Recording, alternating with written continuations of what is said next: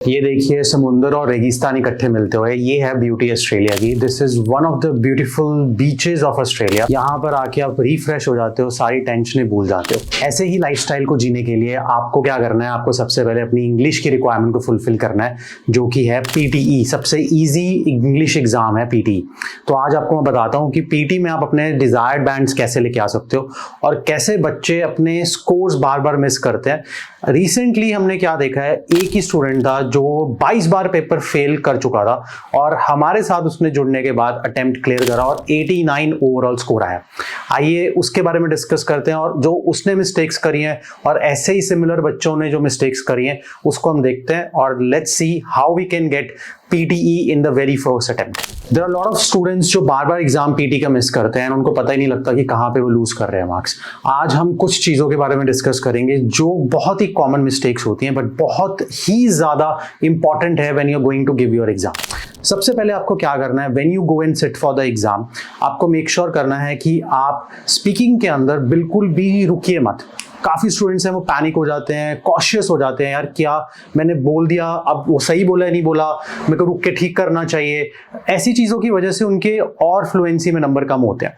तो PT algorithm क्या करता है कि जब भी आप रुक के फिर दोबारा ठीक करने चाहते हो, वो उसको सोचता है कि आपने फिर दोबारा पॉज लिया है and then it deducts more marks in the fluency. So आपको क्या करना है, आपको मेक श्योर करना है when you are speaking do not stop. Doesn't matter कि अगर आपने बीच में पॉज लिया है, बीच में कोई मिस्टेक करी है, तो आपको जस्ट फ्लुएंटली बोलते ही जाना है और कंप्लीट करना है और that's what's going to help you to get 90 in speaking.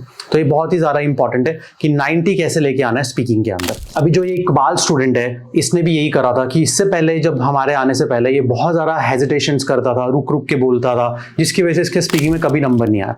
But second mistake जो ये करता था वो करता था रीडिंग के अंदर। रीडिंग ये सिर्फ क्रैम करने की कोशिश करता था, उसको याद करना, प्रैक्टिस, ये प्रेडिक्शन मटेरियल जो आते हैं मंथ टू मंथ, हमारे भी प्रेडिक्शन मटेरियल आते हैं विजुअल लैंग्वेज पोर्टल पे, तो वो भी क्या करता था, सिर्फ उनको क्रैम करता था। तो हमने उसको क्या सजेस्ट करा कि भाई cramming is something different. Cramming आपको 2-3 क्वेश्चंस के लिए आ जाएगा बट सारे के सारे क्वेश्चंस के लिए आपके पास इनफ स्किल्स नहीं होते हैं। सो आपको क्या करना है, सबसे पहले क्या करना है कि आपको अंडरस्टैंडिंग डेवलप करनी है। उसके लिए थोड़ी सी रीडिंग की हैबिट बनाओ, क्योंकि काफी बच्चे क्या होते हैं, बोर हो जाते हैं।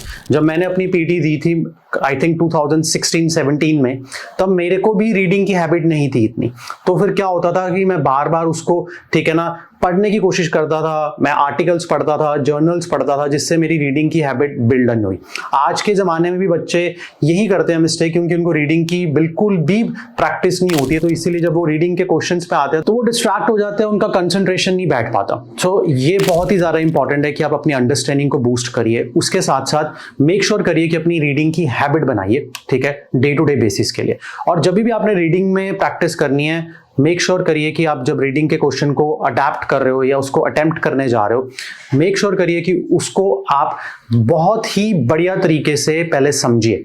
एक सेंटेंस पढ़िए और उसका ब्लैंक के बाद दूसरा सेंटेंस भी पढ़िए और देन सोचिए कि उसने क्या बोला है, क्या आ सकता है, फिर ऑप्शंस खोलिए। क्योंकि बच्चे क्या करते हैं, वो सीधा जाके ऑप्शन खोलते हैं और कंफ्यूज हो जाते हैं और मोस्ट ऑफ द टाइम जो आपका पहला आंसर होता है वही सही होता है। So this is what I will advise you कि ये मिस्टेक आप बिल्कुल मत करिए, कि मेक श्योर करिए कि जब भी आप रीडिंग के ब्लैंक्स पे जा रहे हो, go with your first intuition and options खोलने से पहले सेंटेंसेस को अच्छे से पढ़ना। जो थर्ड कॉमन मिस्टेक बच्चे बहुत करते हैं वो करते हैं स्पेलिंग्स के अंदर। स्पेलिंग्स तो सही नहीं होते हैं, क्योंकि काफी बच्चों को आजकल ऑटो टाइप लैपटॉप्स में, कंप्यूटर्स में या अपने फोन्स पे ऑटो करेक्ट करने का ऑप्शन मिलता है, जिसकी वजह से उनके स्पेलिंग्स के स्किल्स इनहैंस नहीं होते। स्पेलिंग्स आपके बहुत ही ज्यादा इंपॉर्टेंट हैं, क्योंकि आपके डिक्टेशंस के अंदर अगर स्पेलिंग गलत है तो आपके लिसनिंग में तो नंबर जा ही रहे हैं, राइटिंग में भी नंबर जा रहे हैं। और सेम चीज इस स्टूडेंट के साथ भी हो रहा था कि उसके कई बार लिसनिंग में आ जाते थे, राइटिंग में नहीं आते थे, और वो सोचता था कि सर मेरे ऐसे में दिक्कत तो नहीं है, मेरे राइटिंग समरी में दिक्कत तो नहीं है, पर दिक्कत थी उसके स्पेलिंग्स में, डिक्टेशंस में। तो यही आपको माइंड में लेके चलना है कि स्पेलिंग साथ साथ इंप्रूव करिए। और इसके लिए हमने क्या करा है, बहुत ही बढ़िया टूल लेके आए हैं हम स्पेलिंग्स को फिक्स करने के लिए। सो आपको पोर्टल पे विजुअल लैंग्वेज एक्सपर्ट्स पे जाना है और वहां पे स्पेलिंग लिस्ट आपकी ऑटोमेटिकली आपकी मिस्टेक्स के ऊपर ऑटोमेटिकली वहां पे क्रिएट होती जाएगी। इसका क्या मतलब है, जब भी आप कोई स्पेलिंग मिस्टेक कर रहे हो, जब भी आप प्रैक्टिस कर रहे हो, वो स्पेलिंग आपने गलत करा, वो ऑटो फीड होकर आपकी लिस्ट में चला जाएगा। इससे आपको दोबारा लिखने की जरूरत नहीं है, वहां पे जाइए और उसको पढ़िए और उसको रिवाइज करिए और लर्न करिए। सो मेक श्योर करिए अपने फ्रेंड्स के साथ भी ये टूल जरूर शेयर करिए, बिकॉज जो स्पेलिंग्स में लैक कर रहे हैं उनके राइटिंग में नंबर बिल्कुल नहीं आ रहे होंगे। नंबर 4 जो बहुत ही बच्चे कॉमन मिस्टेक करते हैं वो करते हैं अपने टेम्पलेट को लेकर। टेम्पलेट तो उनको मिल जाता है बट उसको वो अच्छे से लर्न ही नहीं करते हैं, रिवाइज ही नहीं करते हैं, प्रैक्टिस ही नहीं करते हैं, और क्या करते हैं टेम्पलेट्स में और मिस्टेक्स कर देते हैं, जिसकी वजह से उनके टेम्पलेट अच्छे से इंप्लीमेंट ही नहीं हो पाते।